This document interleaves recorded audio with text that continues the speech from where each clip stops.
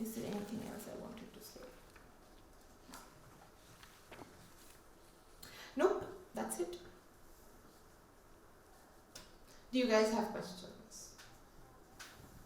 This is an incredibly stupid question, but I would There are no stupid questions. why can't is it possible? I was thinking this: if you change your name and move somewhere else in India, how will people know you're in a low caste?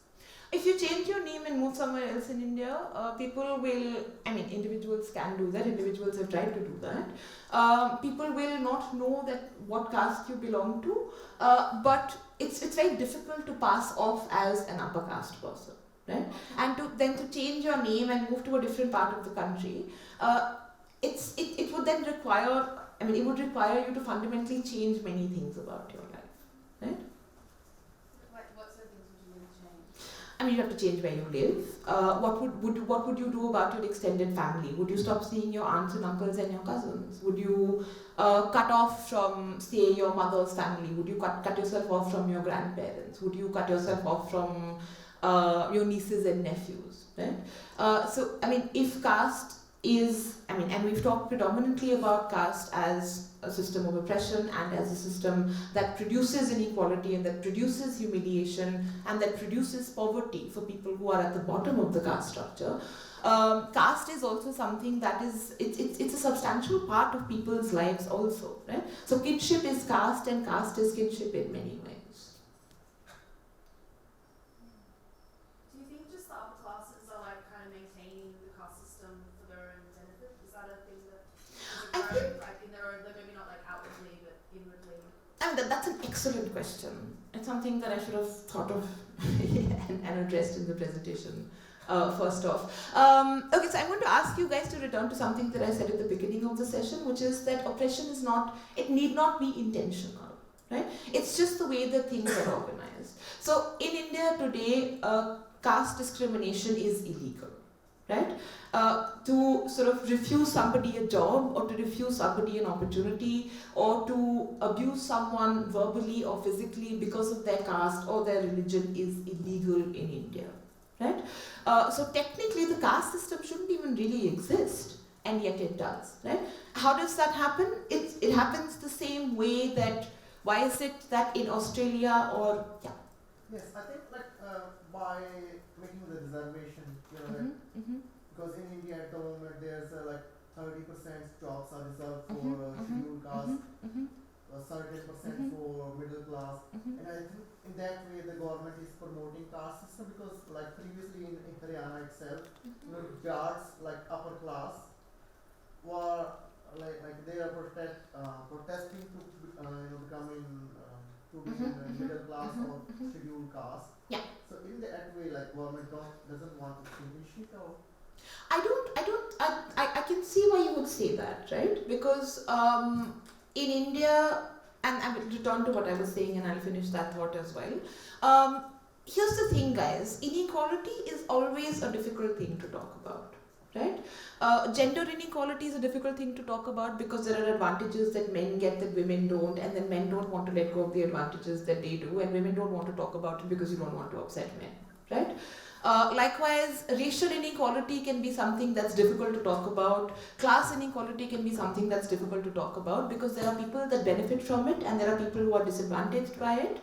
And the people that benefit from it will try to make the argument, but everything's fine, but there's no inequality. Like, what are you going on about, right? And inequality is therefore always a sensitive thing, and it's always a difficult thing to talk about, right? The way in which caste has played out in modern India is that the mainstream has just refused to talk about caste, right? So if you look at, I'm just going to go ahead and say it. If you look at this university, for instance, you will be hard pressed to find, of course there are Muslim students, there are a few Dalit students also, I presume, some middle caste students here as well. But the overwhelming majority of students in this university and faculty will be upper caste, are upper caste in fact, right? So, when everybody in the room is of the same group or is of the same kind, it's very easy to say, oh, but we don't have caste here, right? That caste doesn't exist here. We don't do that. We don't discriminate here. Well, of course you don't, because you all belong to the same caste. Like, I mean, do you get what I'm saying? So, kind of the fate of caste in modern India is that it has been pushed out of public discussion altogether, right? And the way, and sort of the kind of the setup, the way conversations are set up in the media, the way policy conversations are set up, the way conversations are set up even in the business world, for instance, is that we don't believe in caste. You know, we don't think caste is important, right? But just because it's being said doesn't mean that that's actually what is happening, right? So the question that you have, the idea that it is actually the government that is promoting caste through reservation. So do you guys know what affirmative action is? Yeah? Affirmative action, like offices and universities will have diversity policies, right? That if you have a student who's coming from a racially disadvantaged background, or if you have a student who's coming from a background that is disadvantaged in some way, we'll give them a bit of a preference in admissions or in selections, right? And the idea is to have some kind of an equalizing effect. Now, what you have in India is a reservation policy, which is quite a bit stronger than affirmative action, right? Which is that in government jobs, as you pointed out, in some sectors, and in admissions to universities, public universities, a certain percentage of seats and a certain percentage of places are reserved for people who belong to lower castes, right? Or even people who belong to tribal communities, right? Because the understanding is that these are communities that are historically disadvantaged. It's kind of like giving them a leg up, right? To be able to compete equally with communities and groups that have had a monopoly on learning and have had a monopoly on privileges for centuries and centuries on it, right? So it seems as if it's only the reservation policy that is keeping caste alive. But I want to talk about something else, right? And I think, again, this brings us to a point of similarity between caste, race, class. There is a sociologist. If any of you are interested in, questions of sociology, if you haven't already, definitely look up the work of the guy called Pierre Bourdieu. And he basically argues, his writing is sort of trying to understand how inequality reproduces in capitalist societies, right? So in a feudal society, inequality is enshrined in the law, right? A peasant can't do this, and only a nobleman can do this, only royalty can wear purple, right? Only the queen can, wear a crown, or you have to belong to a particular class or a particular group to be able to do these things. Right? So in pre-capitalist societies, inequality is explicit, inequality is legal, and inequality reproduces through the law, right? And inequality reproduces through these explicit social mechanisms, right? But in a capitalist society where the kind of the animating principle of that entire social order is equality, how is it that racial inequality continues to exist? How is it that gender inequality continues to exist? And then, how is it that caste inequality continues to exist? Right? The way that Bourdieu explains this, and again, this is it's a ridiculous simplification that I'm offering you guys. He talks about something called social capital. Yeah? Social capital, another term that he uses is cultural capital. And what he means by social capital and cultural capital is that these are forms of intangible wealth. The capital is money, right? And if you have money, there are things that you can do if you do not have money, right? As compared to if you don't have money. So what Bourdieu means by social capital is networks. Who do you know? Who do your parents know? What are the networks that you develop once you go to college and university, and then what are the networks that you have once you're on the job market and looking for opportunities for yourself, right? What Bourdieu means when he says cultural capital is, do you speak the right way? Do you dress the right way? Do you know how to read a poem the right way? Do you know how to appreciate a painting the right way?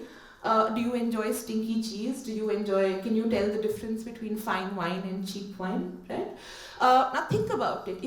When you encounter someone that you don't already know, even without asking them any explicit questions about their background, you can draw inferences about them based on what they order at a restaurant, based on how they're dressed, how they speak, what their bodily comportment is, what kind of shoes they're wearing, what brand of shoes they're wearing, and so on and so forth, right? So what Bourdieu is arguing basically is that in capitalist societies, inequality is reproduced not through the law, as in feudal societies or pre-modern societies, but in capitalist societies, inequality is quietly and almost invisibly reproduced in the way that we conduct ourselves, in the way, in habits of body and mind, in the way that we present ourselves to others. And where is it that we learn to do all of this? Where is it that we learn to enjoy stinky cheese, or to tell the difference between a painting by Van Gogh and a painting by some sort of less famous modern artist? Everything depends on our families, right? So in India, for instance, if you grow up in a family like mine, where you speak English at home, and you start reading novels at the age of 4, and then you have another person who grows up in a home where they don't speak English at home and they don't read anything outside of their school textbooks. When we come to the job market, nobody has to say, oh, we like you better because you come from a better family or you come from a better off family. Those habits of those capacities and those capabilities and those skills are already kind of embedded in us from our locations of birth, from our families. Right? So in India today, caste continues to exist in this way. Caste continues to exist from one generation to the next, despite caste discrimination being illegal, because of the way in which through families and through family networks, certain capacities are transmitted to people and certain opportunities are transmitted to people. Right? Now, if I come from a well-connected upper caste family that has been in the business world for a long time, I don't have to go around looking for startup capital. My dad can fund me. If my dad doesn't fund me, my dad's friend will fund me, right? Or my dad will know somebody he can call to get me the seed capital to get my startup off the ground. Right? If on the other hand I come from a family of farmers, or I come from a family of manual scavengers, do you guys know what manual scavenging is? Ooh, look it up. But manual scavenging, in many parts of India, people don't have toilets that flush, right? People just have dry toilets. So where does the poop go? You have people that come and pick up the poop and carry it on baskets on their heads and then dispose it off. And these people are inevitably lower caste. Actually, I don't think there's a lot of time. But yeah, do look up manual scavenging on your own and talk to your hosts. They will be able to tell you more about it. While you're at it, when you're talking to Indian students, ask them what their parents will do if they have an intercaste marriage. That should be fun dinner table conversation. You can ask Mohit here if you like.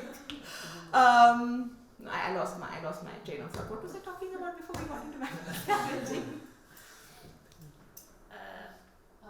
Oh yes, so if you come from that kind of a family, how do you make it in the business world? Nobody's intending to discriminate against you. Nobody's sort of intentionally holding you down. There's no law against you coming up and sort of taking opportunities and building your own company. But you don't have the money, you don't have the capabilities, you don't have the opportunities, you don't have the resources, you don't have the networks, right? And that, my friend, is how caste reproduces, not through reservation. I have a question. So, because you mentioned that class and caste are different in the sense that class is open and caste is closed. But assuming if someone is in a lower caste, but then they have like, for instance, they're professor or they're like really rich, would that still be an issue because they still have the same capital and cultural capital in that sense? Yes. That's again an excellent question. If there was more time, I would have liked to talk a little bit about the ways in which the caste structure and the class structure in India are related. Okay, so what we've seen in India in, say, the last 70, 80, 90 years is that there is some degree of divergence between the caste structure and the class structure, right? It is not, while it is still relatively speaking, if you talk about like all like 1 billion people in India, a lot of people, no? You will it's still very likely to find for a low caste person to be working class and for a low caste person to be a landless laborer or be a small peasant or be sort of concentrated in the worst parts of the unorganized labor market. There has been a degree of divergence, right? So what you've pointed to through the also because of the reservation policy that we will prefer we will be sort of there's some kind of what is called reverse discrimination. We will prefer people from applicants from lower caste backgrounds, and we'll give them like a 5-point relaxation on admission tests and job interviews. That is ensured that there is a small but significant number of Dalit professionals, a small but significant number of Dalit university professors also, for instance, right? And you've already answered your own question, right? So even though there is some kind of class ascendance, there is some kind of class mobility, the first generation or even the second generation will continue to not have that social capital, right? They will continue to not have those networks. In fact, this is something that links up to something that I mentioned a little bit earlier, right? Why is it that Dalit students are committing suicide on Indian university campuses? Partly because there are financial difficulties, partly because they don't have money, they rely on usually very meager scholarships that Indian universities provide, but also because they're in a classroom where they don't understand English. Or they're in a classroom where even if they don't understand English, they've learned English from the dictionary and from the thesaurus, and they don't speak English with the same ease and the same confidence as their classmates, right? And they have trouble keeping up in class. So what can happen is you can have a person who is Dalit, is middle class, maybe even upper middle class, but will of course not face class discrimination, but will still continue to face certain forms of caste discrimination, right? Did you guys know, you guys know that, and of course, you guys, this is a business kind of understanding Indian business, this thing also. India has a chamber of commerce, right? Like most places do, yeah? India also has a Dalit chamber of commerce. Sorry, I said that wrong. No, I said that right. Chamber of Commerce. I sometimes mix up my vowels. Right? So, and we're talking about Dalits who are billionaires. We are talking about Dalits who could give all of us a job 5 times over. But they're not welcome in the Indian Chamber of Commerce. I said commerce again. Sorry. They're not welcome. They have a separate Chamber of Commerce. They have a Dalit Chamber of Commerce. Right? So there are clearly not any class disadvantages that these people suffer. In fact, they benefit from the class oppression of their employees, and they probably built these companies at the expense of a number of people. But some amount of caste discrimination remains. When was it made illegal, like caste discrimination? At independence. In independence, 1947, it was caste discrimination was made illegal right away.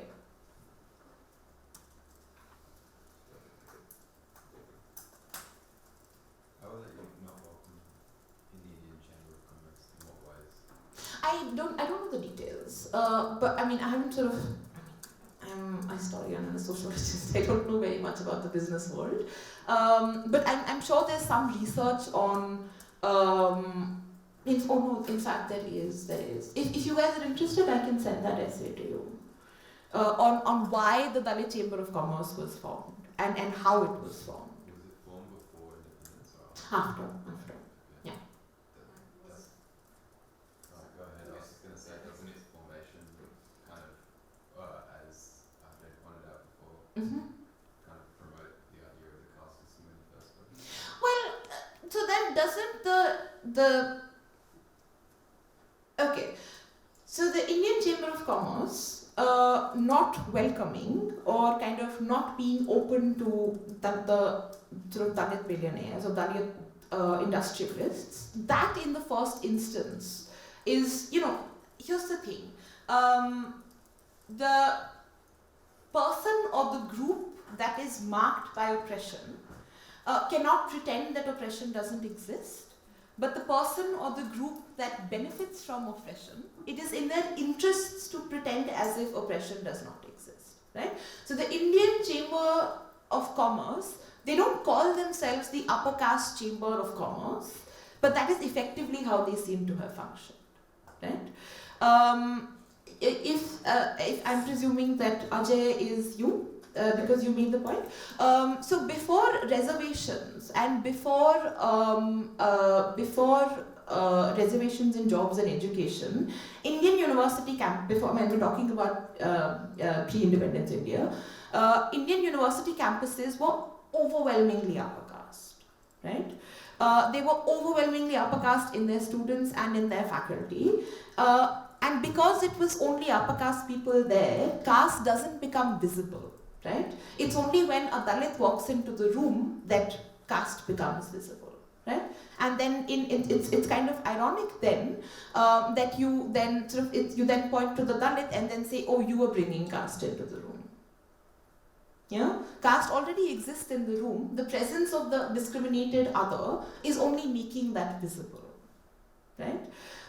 If you look at the Indian media, or if you look at private institutions in India where there is no reservation policy, and many places don't have any kind of an affirmative action or diversity policy, there's actually research that's been done on this. Indian newspapers, editors, 96% of them are Brahmin. And that's not all upper caste, that's just a very small part of the upper castes, right? So even within, say, the Rajputs are upper castes, a lot of business communities, a lot of trading communities are considered upper caste. But Indian newspaper editors, 96% of them are Brahmin, right? So people from the very top of the caste order. We don't hear anyone saying this is a Brahmin newspaper, do we? And why is that? Because when it's all people of the same kind, the fact that the fact that there is a caste monopoly on it doesn't become visible. Yeah? No? Does that make sense? Yeah. But would there be some form of like more internal kind of like as in an example would be in Australia, I'm not trying to make it similar whatsoever, but there's a kind of like phenomenon where they say like most Asian Australians, Mm-hmm. most of the time they end up in some professions like Yeah. accounting or Yeah. being Yeah. lawyers, and the reason is because it's just in terms of the generation, they feel like Mhm. that's the job that gives them the most security. Yeah. And it's very hard for them to break through into other professions. Mm-hmm. And that's why there's a lot less people like from Asian and Australian background that end up in politics. Mm-hmm. And so would it be a similar thing in which like people within their own community, Mm-hmm. like for instance, it's like they within their own community, they believe that they should remain in their own like kind of profession, and as opposed to moving up the social ladder. That depends actually, right? That depends on where you are on the caste ladder, where you are on the caste hierarchy. If you come from a lower caste and your traditional occupation is manual scavenging, then no. If you come from a lower caste background where the traditional occupation is farming, and farming suddenly becomes profitable, then maybe yes, right? But in India today, farming is not profitable. Like small farmers are in a crisis in India today. So it depends. So I mean, that would actually be what you're describing would actually be more true for people at the top or the middle of the caste order, where in trading communities in particular, like there are castes that traditionally will be involved in business and trade. It can be like, and sort of some of my students here come from trading castes. It can be there can be a tremendous amount of pressure on them to stay in the family business or work in the family business. And you know, if say one of these young people wants to become a historian, parents are like, what are you going to eat? So I think that really depends on where you are on the caste order and sort of what kinds of opportunities are traditionally available to you. If those opportunities are lucrative, if those are sort of respected, well-paying professions, then yes, parents might think and young people might think, yeah, I think I'm just going to stick with this. But if these are jobs that are badly paying or these are jobs that are humiliating, then probably not. Right? So I think one example of this is in colonial India, there weren't a lot of opportunities for professional employment for Indians because of colonial rules and policies and so on and so forth. So desk jobs like being a clerk or being an accountant were jobs that were reasonably well paying and also well respected. And Brahmins, the people at sort of the very top of the caste order, that would be the preferred occupation for them, right? But in India now, because there's so many other kinds of opportunities. You can be a doctor, you can be a lawyer, you can be a professor, you can be apparently being a YouTuber now is a job. You can be a YouTuber. So then you will actually find very few Brahmins who will aspire to now be clerks. Right? So it depends on what are the rewards, what are the opportunities, what is the kind of respectability that is associated with a particular profession. Yeah. Are there a lot of social justice groups that kind of fight for? Oh yeah, absolutely. So even reservation, for instance, is the result of anti-caste movements. So in colonial India, in Tamil Nadu, you had what was called the Dravidian movement. Which was led by this. He really looks like Santa Claus. His name was Ramaswamy Periyar, and it's a complicated name. But if any of you kind of missed a name or missed a word, you're very welcome to ask me while we're having tea. So there was a huge kind of mobilization against the caste system. And so in Tamil Nadu, for instance, it's actually one of the places in India where you have the best social justice indicators and where you have the lowest kind of I would say that caste discrimination exists, but it's certainly not as sharp as in other places. Right?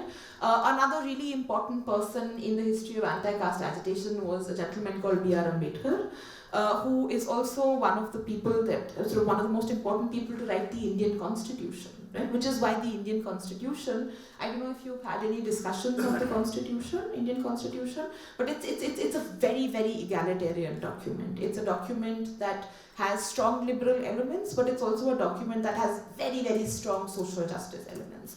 So Ambedkar was also a really important person. He inspired millions of people. And even in India today, one sort of big difference between, say, 100 years ago and now is that this kind of the social justice groups that are working on these are no longer these very large agitations. They are no longer groups or movements that involve hundreds and thousands and millions of people. These are smaller groups and more localized social justice groups. But yes, there are plenty that are working on this question. So reservations, for instance, is the result of anti-caste agitations. These are the result of people protesting and making demands for social justice. And then reservation is one of the concessions that is given to try and address caste inequality. Do you think it could dramatically change in the next couple of generations as our children and their children allow into caste marriages? Do you think you could see a big change coming? Because it's kind of not really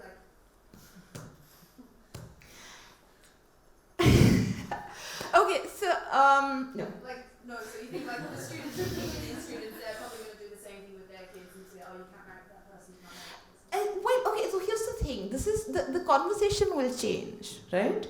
No one's going to say, oh, you can't marry that person. But if you're going to a university and you're meeting people who kind of by default are from the same caste background as you, and you both like stinky cheese, for instance, and you both love expensive wine, and you both love the same Monet painting, you may not intend to fall only in love with someone of a similar caste background, but that's by default what ends up happening. Personally, I know of very few intercaste marriages. Very, very few. And all my friends are progressive, and they hate hierarchy, and they're all egalitarian. But there are just not that many these things happening, right? So parents saying, no, you can't do this, that's going to decrease, I suppose, with time. But will there be more intercaste marriages? I don't think so.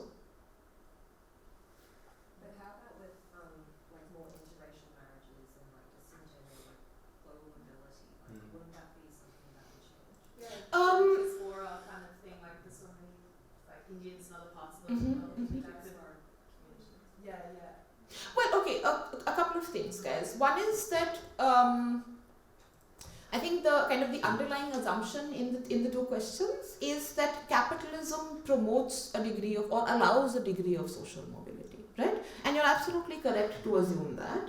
However, research that has been done recently, there's a Brazilian sociologist, there's an Indian sociologist, incidentally somebody who works on caste, and someone from England, I think, and they've looked at a tremendous amount of data from 3 different countries.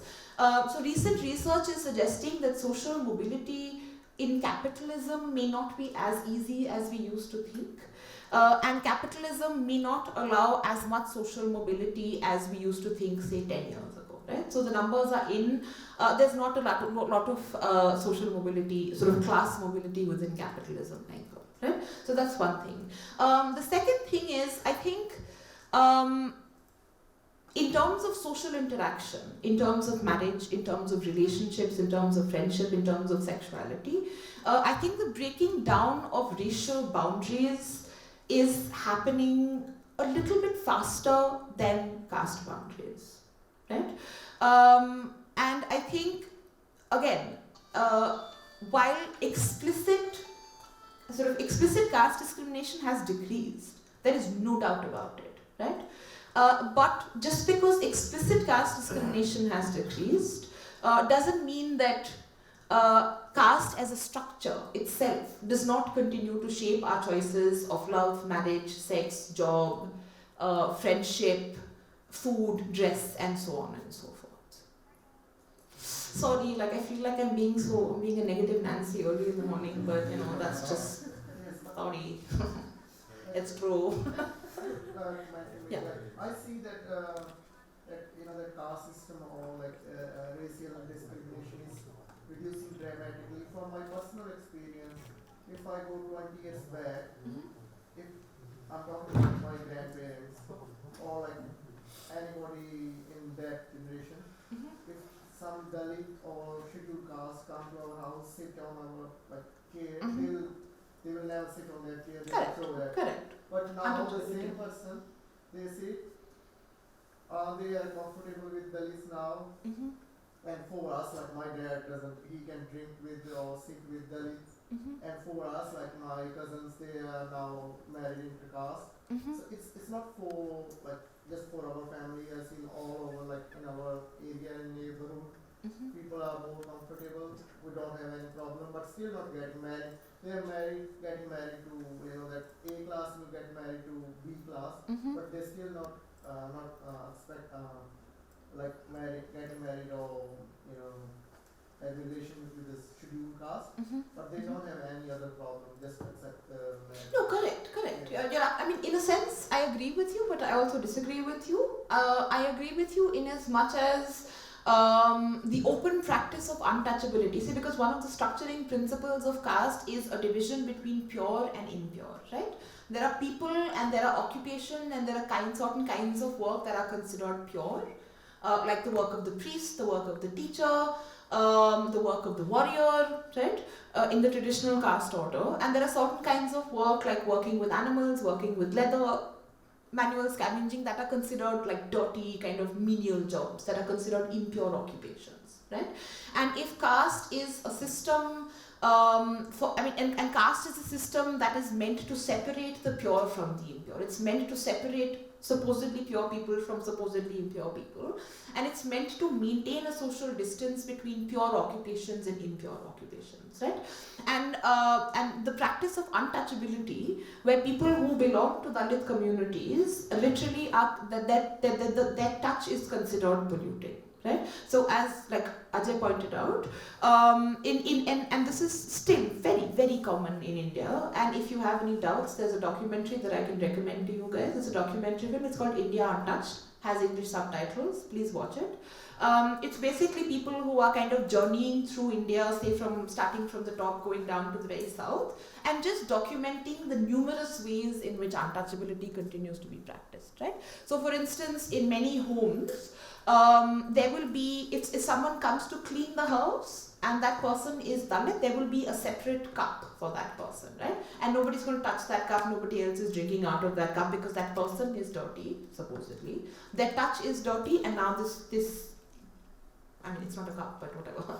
The cup has become dirty. Yeah, and that is still practiced. And I'm very happy to hear that it's not practiced in your family and people that you know, but it is practiced very widely in India, right? That's one thing. The second thing is that even where untouchability is not practiced, right, like in cities, for instance, if you have to take the bus to work, you can't afford to be like, oh, I'm going to check your caste before I decide to get on this bus with you, right? So the kind of the compulsions of urban life, and people having to travel in the same buses, walk the same roads, and sort of work in the same offices. Because in villages, traditionally, even today, in many parts, actually all over India, people of different castes will also live separately. Right? In most parts of rural India, Dalits are still required to live either in a separate part of the village or to live outside the village. Right? Incidentally, on your way, you guys have been going on and off campus, right? If you've been to Delhi at all, have you seen that gigantic trash heap on the way? Like it's like a mountain of trash. You haven't? Some of you have, yeah? When you're going to Delhi again, please point it out to the rest of your classmates. It's like a gigantic trash. It's like literally a hill of trash. It's a landfill where they're always burning people's trash. And you will see a lot of houses right next to that trash heap. Who do you think lives there? Dalits. All of them. All of them. The places, one of those places is called Ambedkar Nagar, after B.R. Ambedkar, the person that I mentioned, the great sort of Dalit leader, the great anti-caste leader. So it's a trash heap. It smells like really bad. And there's like an open, like there's like a drain right next to it. And the people living on both sides of these in ramshackle houses are Dalits, right? So what I mean to say is that even though untouchability may be practiced less now, even though sort of explicit in-your-face discrimination may have decreased, even though people, if, as he said, he mentioned class, if we belong to the same class, and I'm of a different caste than him, and he's upper caste and I'm lower caste or vice versa, I may not have trouble being friends with him. I'm going to shake hands with him. I'm going to have dinner with him. So certain sort of the external appearances of the caste system have changed in some ways and changed quite dramatically, as you pointed out. But the caste structure as a determinant of where you will live, what you will eat, who you will be friends with and who you will marry continues to be very, very important. Right? And in fact, something that you said was that they don't marry, but they have other kinds of social interactions, right? And sort of, I'm going to take you guys back to something that I said earlier on, which is that the central principle of caste is endogamy, that we don't marry outside of our caste, and we don't marry outside of our caste. Why? Because we want to maintain the boundaries, we want to maintain the purity, quote unquote, we want to maintain the privileges of our caste. And therefore, so when the principle of endogamy starts breaking down in India, when the principle of caste endogamy starts breaking down, I will be more hopeful than I am today. But we haven't seen it happen so much. Yeah. Also, you guys have to keep in mind that India is like a ginormous country. I mean, 1 billion people. Are you kidding me? So for something to be significant, right, for intercaste marriages they have to be statistically significant. For us to sort of envision a different future, or for us to envision a social change, I mean 100,000 intercaste marriages is nothing, even if there are that many. Yeah, sorry, you had a question. If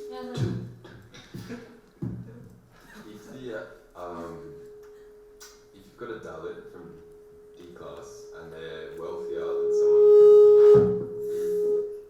if you get someone from D class and they're wealthier than someone from B class, excessively wealthier, do you think the caste barrier is still going to exist?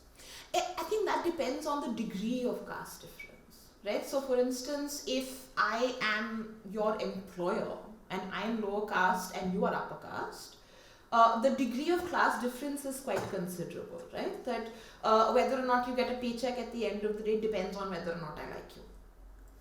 Right? So open caste discrimination will not be practiced in that sense.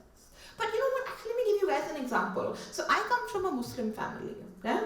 Well, I'm personally an atheist, never have believed in God and never will, but you know, I mean, my mom prays sometimes. And we come from a Muslim family. My dad is a cardiologist and he is a very well known and he's, and I'm not bragging. There's a point to me saying this. He's very well known, and he was then the head of Department of Cardiology in a very large hospital and medical college in Jaipur, right? Which is a lovely city in Rajasthan.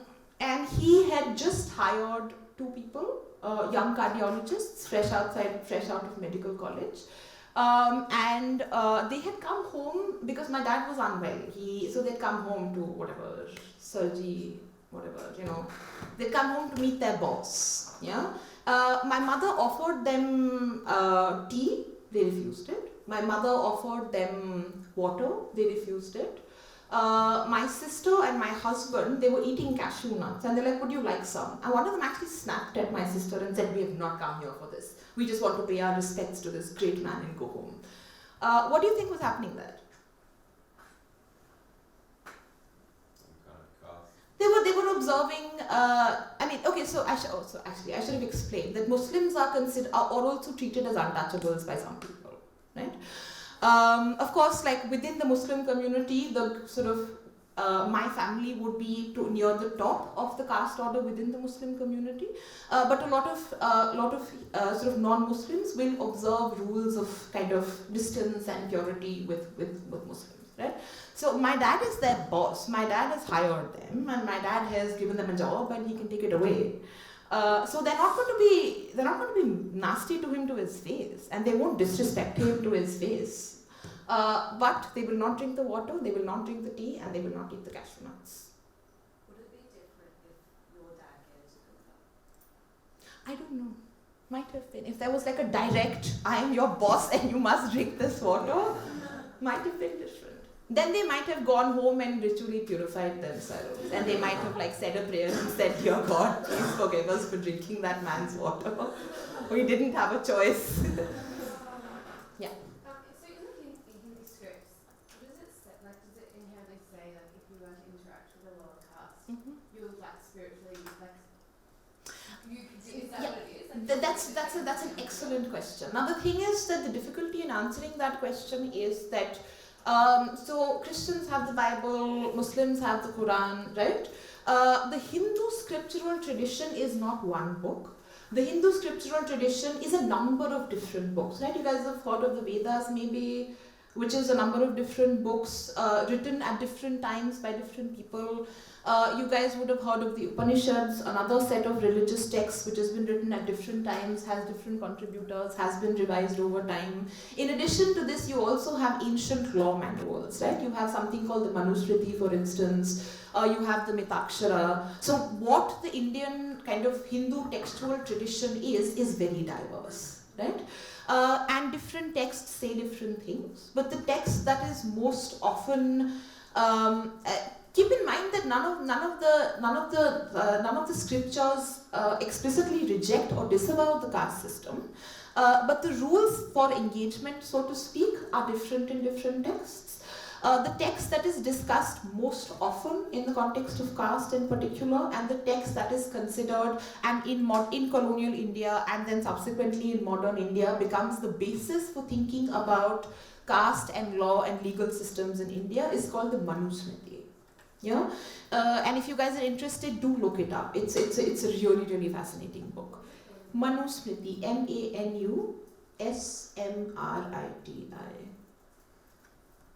And the Manusmriti is very clear in laying out not just a caste order, but also a deeply hierarchical gender order, right?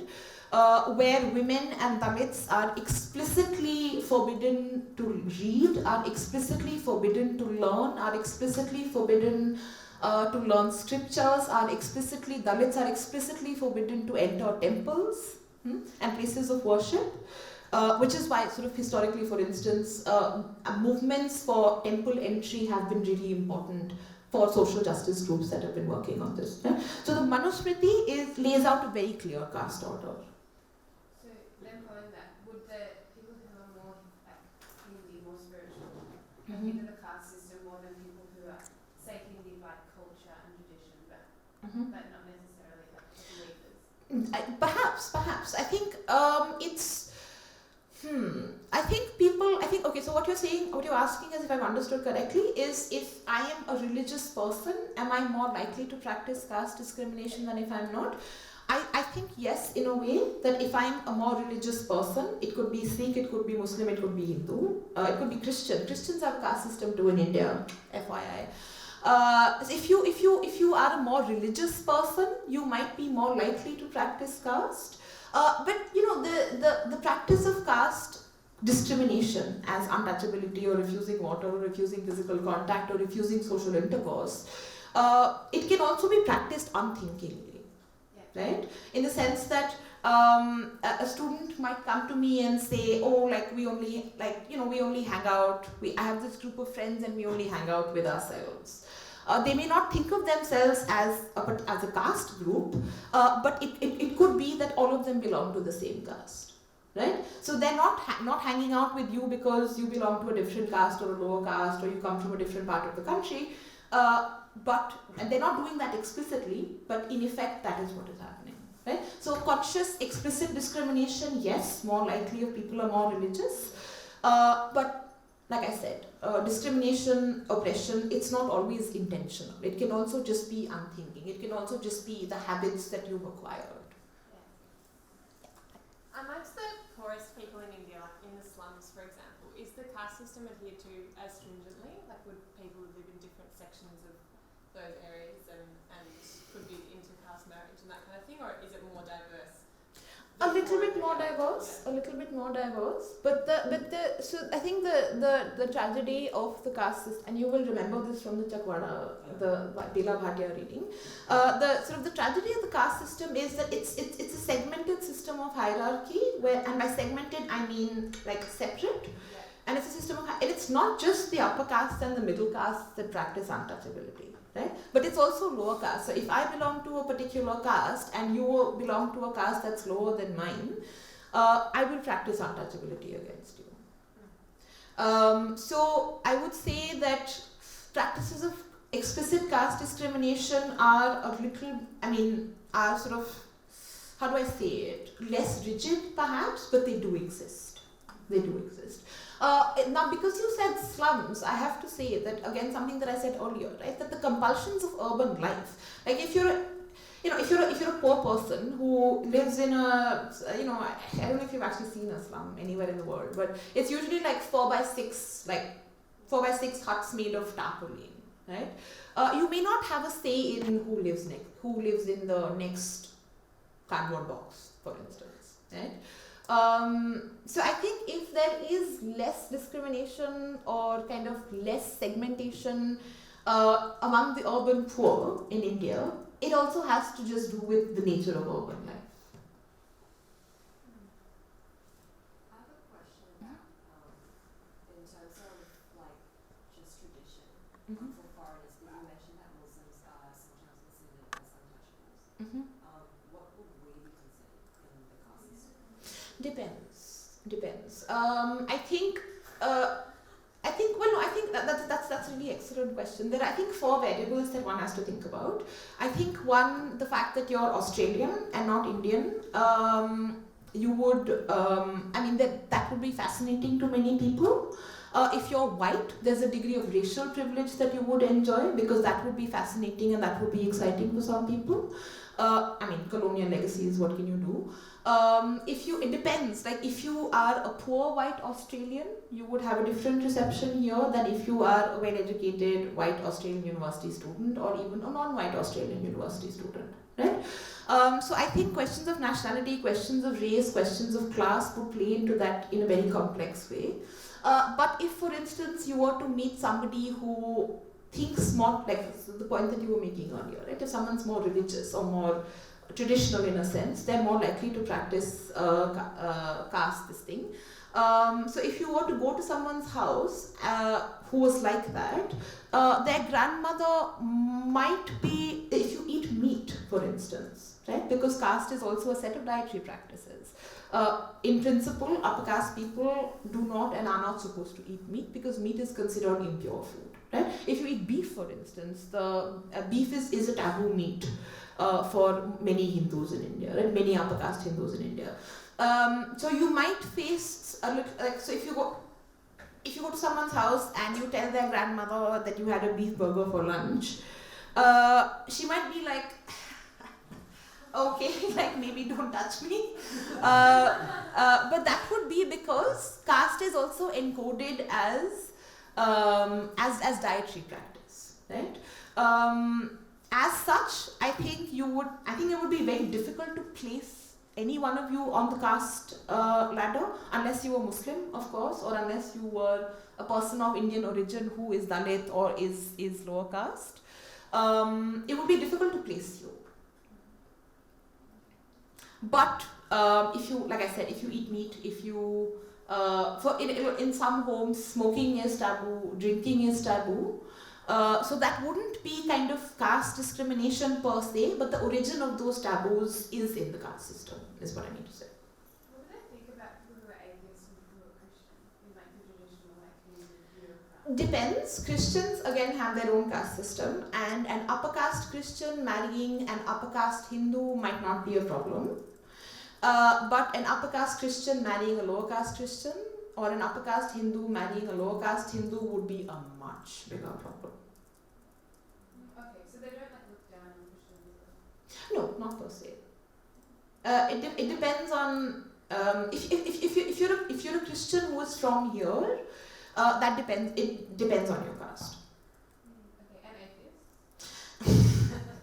As a lifelong atheist, I can tell you that very few people like me. But I think Like as in what? Like they just because you're not religious, or like is that why? Or no, because I don't believe in God and I rub it in people's faces all the time. so they would view someone who has some sort of religion as better than someone who has no religion. Is that Yes. Because like Atheists are just, I think, and it's not something that's peculiar to India, right? If you speak to religious people anywhere, atheists are just confusing. And my God is better than your God is one conversation. There is no God. That is a conversation that confuses and kind of makes many people uncomfortable. My mother has finally accepted that is who I am and that is not going to change. Any other questions, guys? How much time do we have left?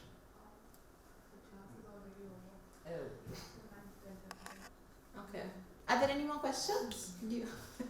Well, I mean, do we have tea now? Yeah. Okay. Not here. Achha.